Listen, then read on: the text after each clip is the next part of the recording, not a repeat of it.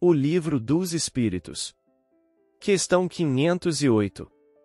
508. Os espíritos que se achavam em boas condições ao deixarem a Terra, sempre podem proteger os que lhes são caros e que lhes sobrevivem?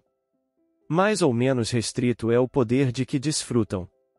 A situação em que se encontram nem sempre lhes permite inteira liberdade de ação,